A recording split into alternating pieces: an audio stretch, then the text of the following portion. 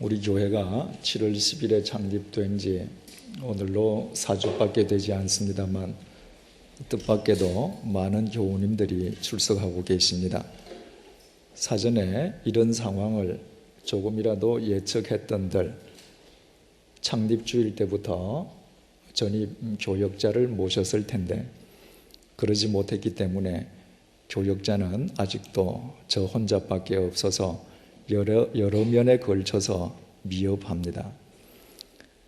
특히 지금이 연중인지라 교육 전도사님을 즉각 모시고 타 교회와 같은 형태의 주일 학교를 당장 개설할 수 있는 형편이 아니어서 어린 자녀들을 데리고 오시는 교우님들께 송구스러운 마음을 금할 수가 없습니다.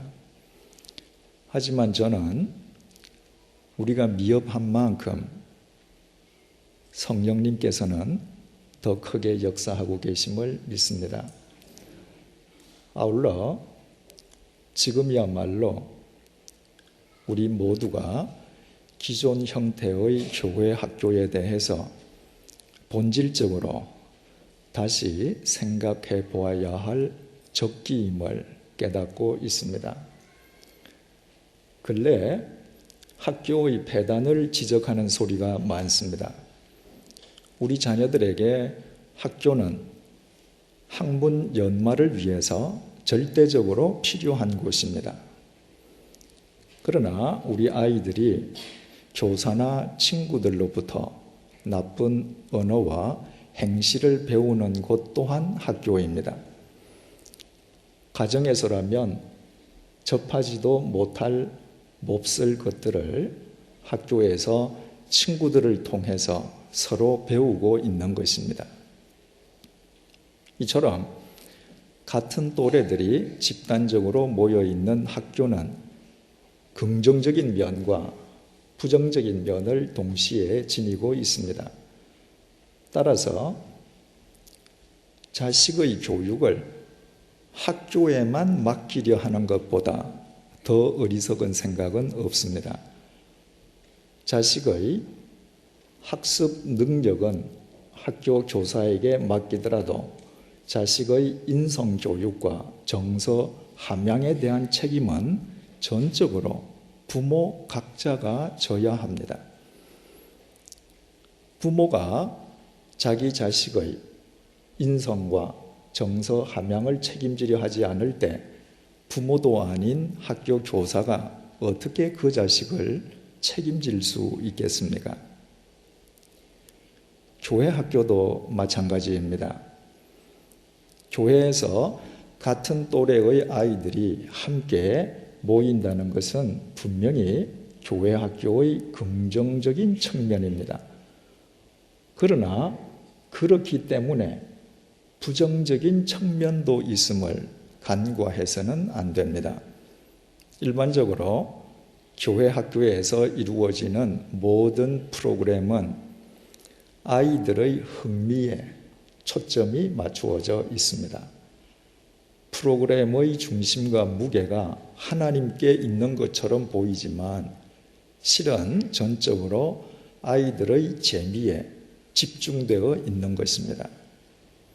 그 결과 오늘날 교회 학교에서는 예배란 절대자이신 하나님에게 인간이 절대적으로 굴복하는 시간이라는 가장 중요한 신앙 훈련이 결여되고 있는 것이 현실입니다. 교회 학교를 거친 우리들의 자녀들 가운데에 청년 시절을 지내면서 교회와 오히려 등을 돌리는 청년들이 더 많아지는 것은 이와 같은 교회 학교의 현실과 무관하지 않을 것입니다.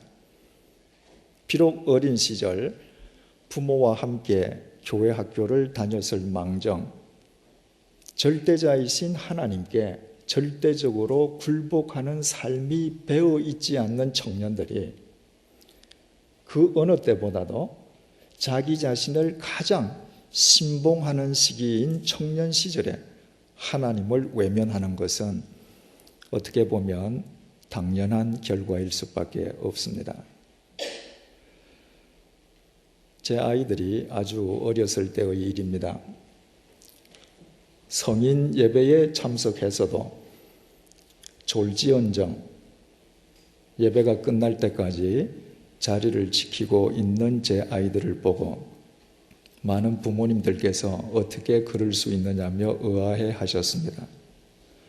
그것은 제가 목사이기 때문에 아이들에게 예배는 그렇게 드려야 된다고 가르치거나 강요해서가 아니었습니다.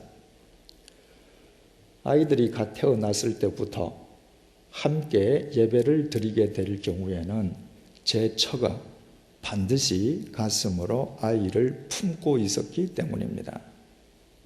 아이가 커가면서 칭얼대어도 엄마의 품에서 빠져나가기 위해서 길을 써도 다른 아이들처럼 마구 뛰어다니고 싶어서 안간 힘을 써도 제 처는 아이가 졸지 않는 한 반드시 예배가 끝날 때까지 가슴으로 아이를 품고 있었습니다.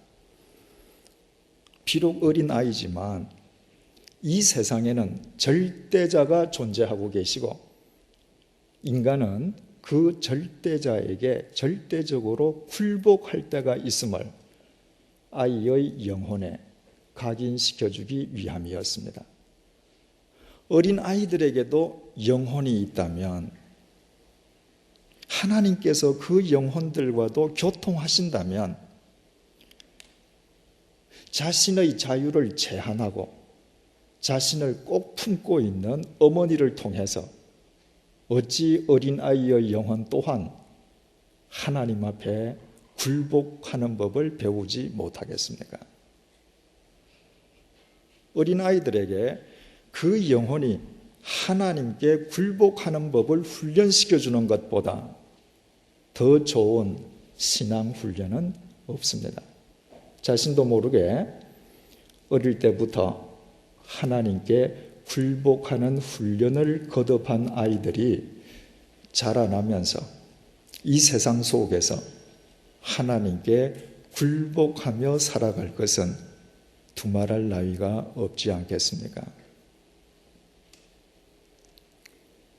그러므로 영아, 유아 혹은 유치부 이전의 자녀들을 데리고 오시는 부모님들께서는 예배 시간 내내 아이를 부모님이 품에 꼭 품고 예배를 드리시기 바랍니다. 처음에는 아이와 부모 둘 다 불편할 수 있습니다. 그러나 멀지 않아 서로 익숙하게 될 것입니다. 왜냐하면 어머니의 품속에 품기운 그 아이가 곧 하나님께 굴복하는 법을 터득하게 될 것이기 때문입니다. 유치부 이상의 자녀인 경우에는 부모님 곁에 자녀를 앉히시고 그 자녀의 심령 속에 예배는 인간이 하나님께 굴복하는 것임을 자신의 예배 모습으로 각인시켜 주시기를 바랍니다. 예배가 끝난 뒤에 귀가하는 차 안에서 혹은 저녁 식사를 함께 하면서 그날 예배 시간을 통해서 주신 하나님 말씀의 의미를 부모가 직접 아이들에게 설명해 주십시오. 세상에서 부모보다 더 책임 있는 신앙교사는 없습니다. 단지 부모가 자신이 편하게 예배드리기 위해서 자식을 교회 학교에만 맡기려 하는 것은 자식을 학교에만 보내고 그 자식이 바른 인성과 인격의 소유자가 되기를 바라는 것과 똑같습니다. 이 세상에서 자기 자식의 영혼을 책임질 신앙교사는 부모밖에 없습니다. 아이들의 곁에 앉게 되시는 교우님들께서는 예배 시간 동안 아이들에게 사탕을 주시거나 혹은 열쇠 고리를 흔드는 식으로 아이들을 어리려고 하지 마시기 바랍니다. 온 중심을 다해 예배 시간에 하나님께 굴복하는 본을 아이들에게 보여주시기를 부탁드립니다. 그러나 예배가 끝난 다음에는 다른 사람의 자녀인 그 아이들과 눈을 맞추고 예배를 잘 드렸다고 칭찬과 격려를 아끼지 마시기 바랍니다. 오늘 우리 시대의 가장 큰 약점은 우리의 아이들이 어른들을 배울 기회가 없다는 것입니다. 그래서 어른 따로 아이들 따로 놉니다. 불행하게도 어른들의 그 깊고 깊은 경륜이 아이들에게 전수될 기회가 없는 것입니다. 자녀를 데리고 오시는 부모님들과 함께 우리 모두가 하나님께 절대 굴복하면서 서로 사랑하는 모습을 보여갈 때 우리의 자녀들은 이 예배 시간을 통해서 우리의 신앙을 배워가게 될 것이고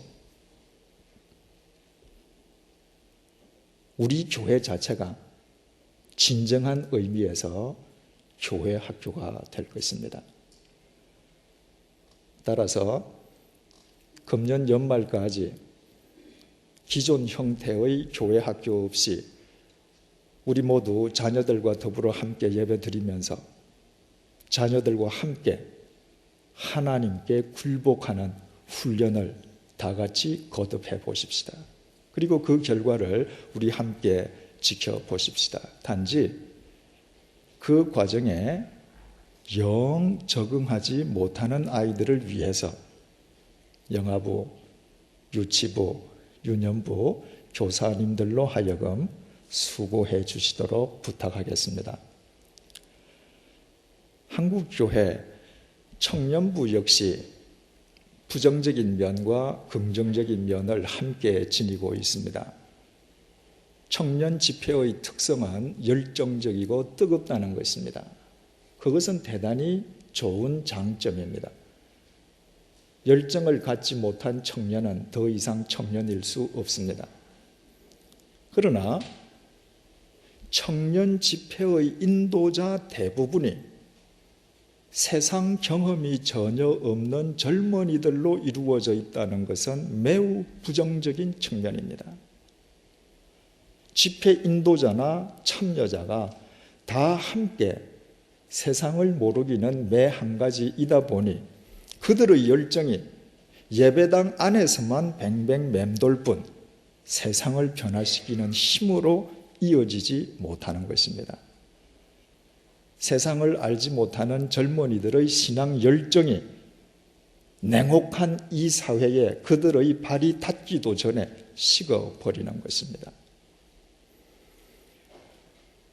그래서 금년 연말까지 청년부를 위한 별도의 청년 집회 시간도 따로 갖지 않기로 합니다. 그 대신에 9월부터 시작될 청년부 조별 성경 공부의 조장을 청년들이 아닌 어른들에게 맡기려고 합니다. 하나님의 말씀을 쫓아 살기 위해서 세상 속에서 고민하며 사는 가운데에 하나님 말씀의 참 의미와 능력을 체득한 어른들을 통해서 우리의 청년들이 이 세상에서 하나님의 말씀에 굴복하며 사는 삶을 익히도록 도와주기 위함입니다. 세상을 변화시키는 힘은 청년들의 열정이 아니라 절대자이신 하나님의 절대적인 말씀이기 때문입니다. 교회의 역사와 주님을 쫓는 사람들의 행적을 밝혀주는 사도행전의 첫머리는 이렇게 그 막이 오르고 있습니다.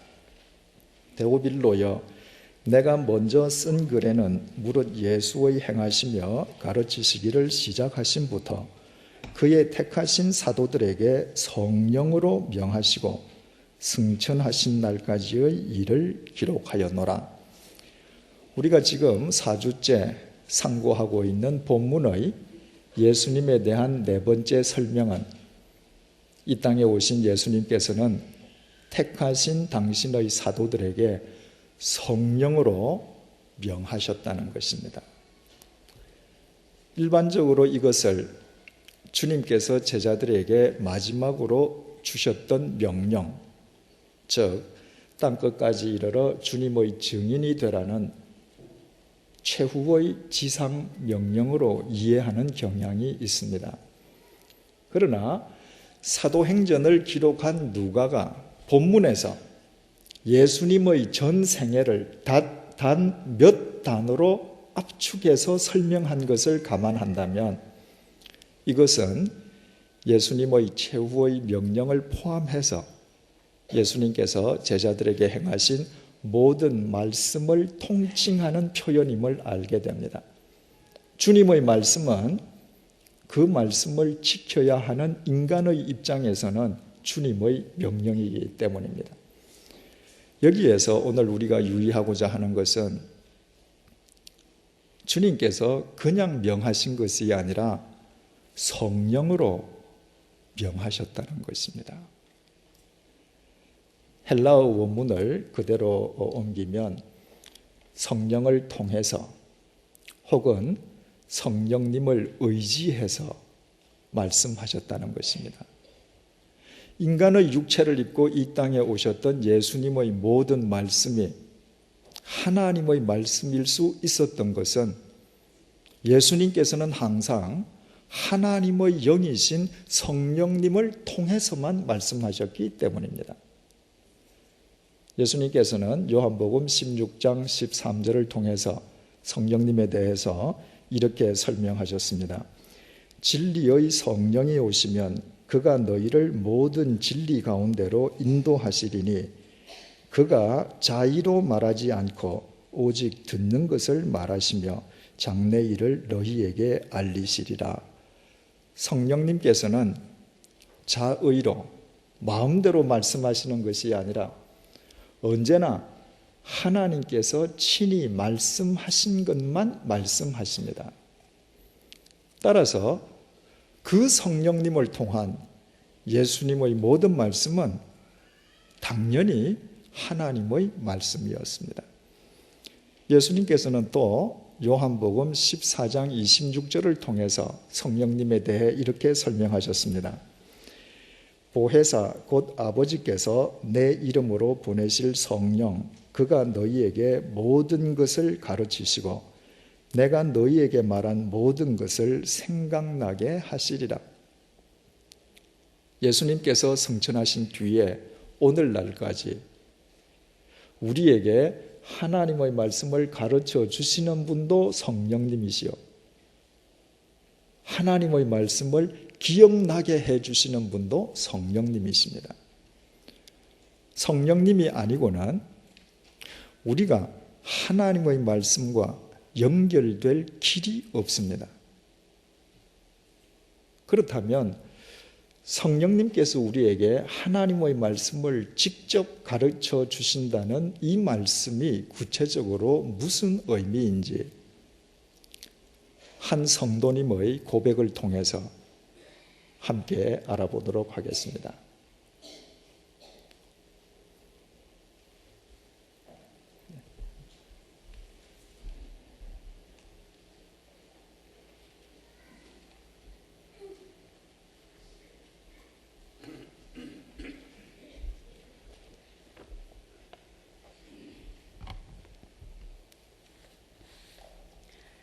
예, 안녕하세요. 저는 장안동에 살고 있는 김경미입니다.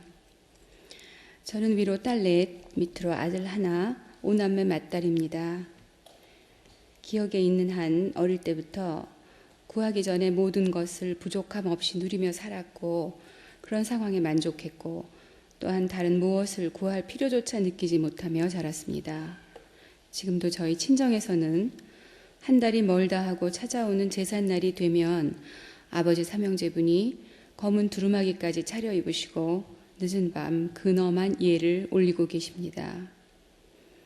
제가 속하고 자란 이런 환경에서 교회를 간다던가 하나님을 찾고 만난다던가 하는 것이 얼마나 생소하고 어려운 일이었는지 말씀드리고 싶습니다. 제가 고등학교 2학년이었던 1973년 친한 친구가 고등부 회장으로 있는 효자동의 어느 교회를 우연한 기회에 따라가 보게 되었습니다. 어색한 분위기를 참고 제일 뒷줄에 앉아 있는데 목사님께서 이상한 말씀을 하시는 것이었어요. 5개의 떡과 2마리의 물고기로 5,000명이 먹고도 12바구니나 남았다는 동화이나 나움직한 이야기였는데 목사님께서는 그 이야기가 사실이니 무조건 믿어야 한다면서 단상을 마구 두드리는 것이었어요. 그런데 제게 더욱 놀라운 사실은 그런 설교를 듣는 사람들 중 누구 하나 의심스러운 표정을 짓는 사람이 없었다는 것이었지요. 전 갑자기 제가 이상한 나라에 소리 소문도 없이 빠져버린 듯한 기분이 들면서 더 이상 그 자리에 앉아 있을 수가 없어 벌떡 일어나 밖으로 나와 버렸습니다. 그날의 일이 제게는 적지 않은 충격으로 남았고 주위에 기독교인이 없어서인지 그 이야기를 하면 모두들 어이없어 하며 혹시 그 물고기가 고래가 아니었겠느냐며 웃고들 했지요. 그리고 그 기억은 그동안 무관심했던 교회나 기독교인들을 못마땅해 하고 피해야 하는 존재로 인식하게 되는 결정적인 계기가 된 것 같습니다. 기독교인 하면 그런 이상한 이야기를 믿는 사람들, 교회란 그런 이상한 사람들의 집단, 이렇게 간단히 정의하고 마음의 벽을 높이 쌓아갔습니다. 기독교 재단인 대학에 들어가서도 채플 시간에는 출석만을 목표로 자리에 앉아 강냉이 먹기에만 바빴습니다. 결혼 후 아파트에서 반상회를 할 때에도 교패가 붙어있는 집 문 앞에서는 미련 없이 발길을 돌리곤 했지요. 그런 시간이 지나고 91년 제게 또 한 번의 우연한 기회가 찾아오고 망설임 끝에 2번째로 당시 논현동 YMCA에 있던 주님의 교회에 발을 들여놓게 되었습니다. 비기독교인으로서 밖에서 비판적으로만 생각했던 교회의 부정적인 많은 부분들이 새롭게 인식되어지는 차분하면서도 따뜻한 마음과 체계적인 질서가 느껴지는 그런 곳이었어요. 주기도문과 사도신경이 뭔지도 모르는 저는 생소한 분위기의 교회가 낯설긴 했지만 이제껏 살면서 겪어왔던 많은 만남들과는 다른 독특한 분위기의 그룹에 구성원이 되었다는 사실이 재미나고 신기하기도 했습니다. 하지만 교회에서 기도할 때마다 부르는 하나님이 어떤 분이고 또 무엇을 하시는 분인지 그 존재 자체에 대해서 의식조차 하지 못했고 물론 알려고 하지도 않았습니다. 제 안온한 생활에서 하나님이라는 낯선 존재에게 내어드릴 빈자리는 없다고 생각되었죠. 그렇게 밀어넣은 한 발을 도로 빼지도 나머지 한 발을 마저 들여놓지도 못하는 난감한 상황으로 6개월쯤 지나 등록을 하고 목사님의 새신자 신방을 받게 되었습니다. 딴 세상 사람같이 멀게만 느껴지던 목사님께서 우리 집에 오신다는 사실은 왠지 어색하고 망설여지는 일이었어요. 신방날 구역 관찰이라며 어떤 여집사님이 먼저 찾아오셨고 저는 처음 본 그분에게 다과를 준비하면서 툴툴거렸습니다. 성경에 그 떡하고 생선 이야기만 없다면 그런 대로 교회를 다닐만 할 거예요.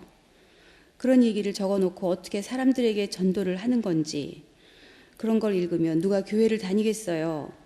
교회에 온 사람들마저 쫓아내려고 쓴 글이 아니겠어요? 하고 마음속에 있던 말을 거침없이 쏟아놓았지요.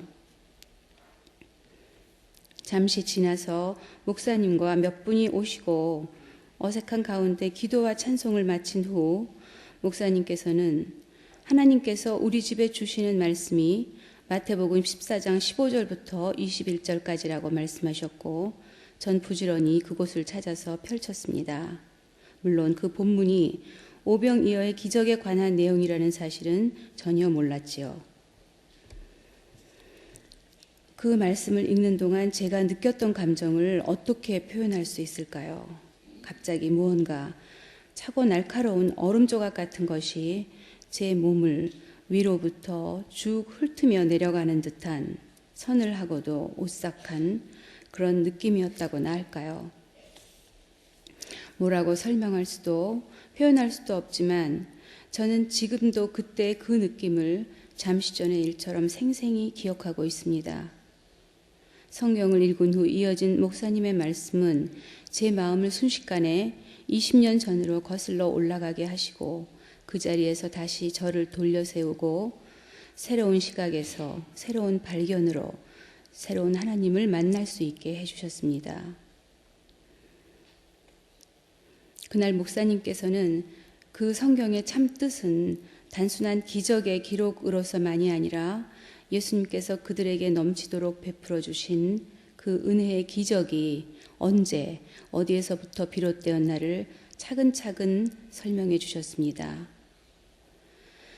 때도 저문 저녁 빈 들에서 과연 그들은 그들 자신을 위해서 무엇을 할 수 있었을까요?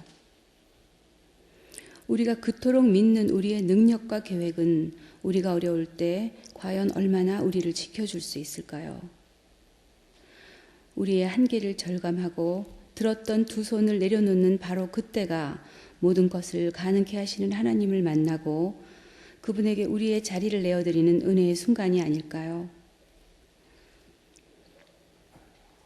무슨 일에서든 조금이라도 주관적이거나 감성적인 면은 철저히 배제하고 오직 객관적이고 논리적인 사실에만 초점을 맞추어 그것이 최고의 지성이고 이상인 양 믿고 살아왔던 저에게 그날의 그 경험은 살면서 처음 느껴보는 낯선 일이었지요.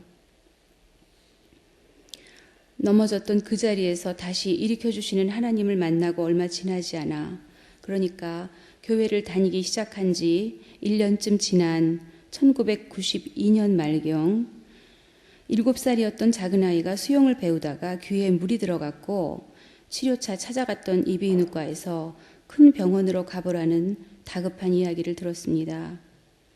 별 생각 없이 찾아갔던 신촌 세브라스 병원에서 여러 차례 검사 끝에 나온 병명은 소아암의 일종인 신경아세포종이라는 것이었어요. 그것도 허리 아래쪽에서 자란 혹이 척추를 끼고 자라 폐까지 올라간 이미 손을 쓰기에는 너무 늦은 사기 말이라고 했습니다. 아무도 건드리지 못할 것이라 생각했던 저의 견고하고도 안락했던 생활은 순식간에 끝을 알 수 없는 나락으로 떨어져 버리고 하루하루 그 깊이를 더해가는 것만 같았습니다. 항암제를 맞아서 머리가 빠진 아이에 마을간 눈을 바라볼 자신이 없어 밤새도록 병동 계단에 쭈그리고 앉아 울기만 했습니다. 목숨을 주어도 아깝지 않을 제 아들을 위해 우는 것 이외에 제가 할 수 있는 일은 정말 아무것도 없었습니다. 아무도 손을 내밀어 주지 않는 빈 들, 그 어둠의 끝에서 저는 처음으로 하나님의 보살핌과 인도하심을 구하게 되었습니다. 쥐었던 두 손을 편 것은 하나님께 대한 나의 믿음으로서가 아니라 아무것도 할 수 없게 된 극한 상황에서 더 이상 버티림이 없어 내리게 된 마지막 선택이었다고나 할까요? 하지만 그것은 문 밖에서 망설이는 우리들의 연약함을 미리 아시고 먼저 문을 여셔서 우리들을 맞아들이시는 하나님의 사랑을 진심으로 깨닫게 되는 순간인 동시에 또한 접었던 우리의 두 손을 하나님의 손길로 펴시고 그 위에 또 다른 오병이어의 기적을 보여주시는 하나님의 사랑을 확인하는 순간이기도 했습니다. 그 아이는 건강하게 자라 올해 20살, 고등학교를 졸업하고 대학에 들어갔습니다. 성경에 문자로만 기록되어 있던 오병이어의 기적은 그저 스쳐 지나가는 전설 같은 이야기로서가 아니라 제 삶의 중심이 밑바닥부터 흔들리고 제가 가졌던 모든 것이 움켜진 제 손가락 사이로 빠져나갈 때 아름다운 하나님의 계획으로 나를 찾아와 누구도 줄 수 없는 하나님의 위로와 사랑을 오늘도 날마다 제게 베풀어 주고 있습니다. 지금 이 자리에 서 있는 이 순간까지도 저의 모든 삶에 하나님의 크고 작은 손길과 기적이 미치지 않은 곳이 과연 있을까요? 그런 하나님을 찬양하고 사랑합니다. 감사합니다.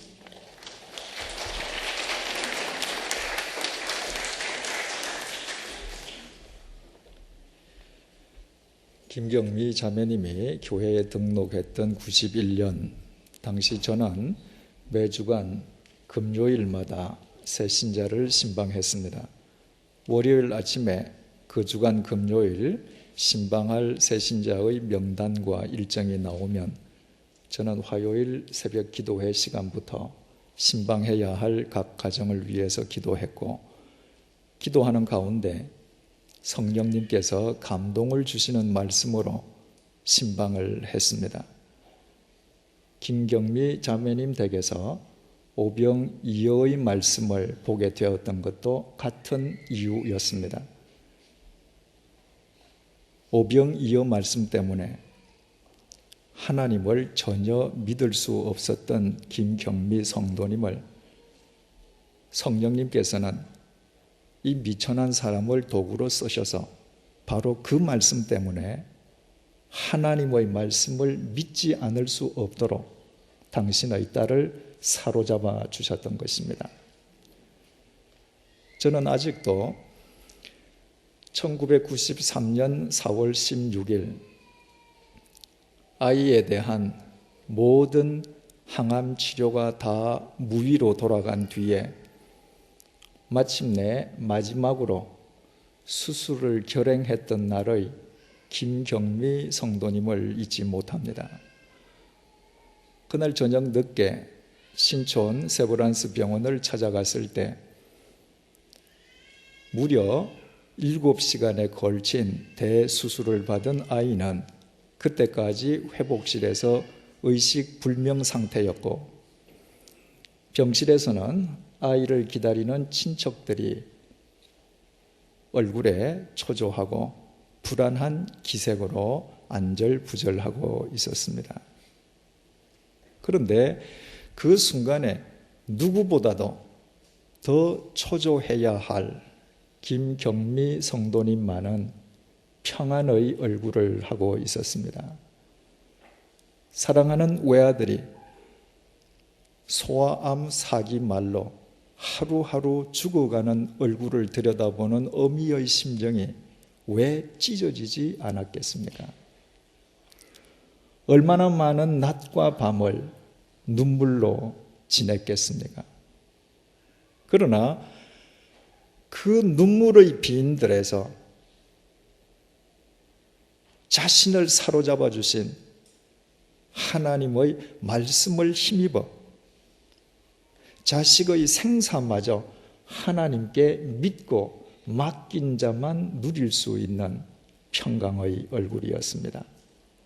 그리고 모든 사람들이 불가능하다고 생각했던 그 대수술을 통해서 아이는 생명을 되찾았습니다. 성령님께서 하나님의 말씀을 우리에게 친히 가르쳐 주신다는 것은 이처럼 시간과 방법, 그리고 인간이 상상할 수 있는 모든 방법을 초월해서 하나님의 말씀을 우리에게 깨우쳐 주시는 것입니다. 성경 말씀이 얼마나 방대합니까? 성령님의 역사가 아니고서야 어찌 그날 신방하며 오병이어의 말씀을 나눌 수 있었겠습니까? 성령님께서 그렇게 역사해 주시지 않으셨던들 그로부터 1년여 후 어떻게 김경미 자매님이 그 사망의 골짜기를 오직 믿음으로 아이와 함께 극복할 수 있었겠습니까? 이와 똑같은 방법으로 성령님께서는 시간과 공간을 초월해서 신묘불측한 방법으로 우리 각자에게도 하나님의 말씀을 지금도 깨우쳐주고 계십니다. 그렇다면 과연 누가 성령 충만한 사람이겠습니까? 성령님께서 당신의 방법으로 우리에게 깨우쳐 주시는 하나님의 말씀에 절대적으로 굴복하며 사는 사람입니다. 만약 김경미 성도님이 신방받던 날 또다시 접하게 된 오병이어 말씀 앞에서 이 교회와 목사도 황당하기는 똑같구나 이러면서 예전처럼 아예 돌아서 버렸다면 그 이후의 그녀와 아이의 삶은 전혀 다르게 전개되었을 것입니다. 그러나 평소에 말도 되지 않는 소리라고 우습게 생각했음에도 불구하고 그 하나님의 말씀이 절대자이신 하나님의 말씀임을 받아들이고 그 말씀에 굴복함으로 김경미 자매님은 사기암 말기의 아들을 살리시는 하나님의 오병이어의 능력을 직접 체험할 수 있었습니다. 믿음이란 나를 창조하신 하나님을 내 인생의 절대자로 모시고 그분께 굴복하며 사는 것입니다. 하나님께 굴복한다는 것은 바로 그 하나님의 말씀을 절대적으로 믿어 그 말씀에 굴복하는 것입니다. 이것이 오늘의 본문이 주님께서 성령으로 명하셨다고 증언하는 까닭입니다. 하나님의 명령 앞에서 인간이 할 수 있는 것은 절대적인 굴복 이외에는 아무것도 없습니다. 이런 의미에서 예배란 절대자이신 하나님과 그 하나님의 절대적인 말씀에 대한 인간의 절대적인 굴복의 행위인 것입니다. 생각해 보십시오. 한국의 많고 많은 교회들 가운데 2005년 8월 7일 이 오후 시간 우리는 100주년 기념교회에서 예배드리고 있습니다. 성령님의 역사가 아니시고는 어찌 이런 일이 가능하겠습니까? 66권에 이르는 성경은 참으로 방대합니다. 그런데 오늘 우리는 사도행전 1장 1절에서 2절 말씀으로 하나님의 말씀을 상고하고 있습니다. 그렇다면 이 속에 어찌 성령님의 역사가 없겠습니까? 우리를 이 시간 이 자리에 부르신 성령님께서 오늘 본문의 말씀을 통해서 우리 각자의 심령에 우리가 깨달아야 할 하나님의 말씀을 이 시간 왜 각인시켜주고 계시지 않겠습니까? 사랑하는 교우 여러분, 그 하나님의 말씀에 우리 모두 굴복하십시다. 이 자리에서 뿐만 아니라 일주일 내내 우리의 삶으로 절대적으로 굴복하십시다. 하나님의 말씀에 굴복하는 우리의 삶이 사랑하는 우리 자녀들 일평생의 이정표가 되게 하십시다. 그때 우리 교회 자체는 진정한 교회 학교의 효시를 이룰 것이요, 우리 모두는 해 저문 빈들 어두운 이 세상에서 우리의 자녀들과 이 사회를 살리는 오병이어의 신앙 교사가 될 것입니다. 기도하시겠습니다. 주님, 오늘 김경미 자매님을 통해 참으로 귀한 간증을 들었습니다. 시간과 공간 그리고 인간이 상상할 수 있는 모든 방법을 초월하여 김경미 자매님에게 말씀하셨던 성령님께서 실은 지금 우리 각자에게도 말씀해주고 계시고 이제 끝까지 말씀해 주셨음을 진심으로 감사드립니다.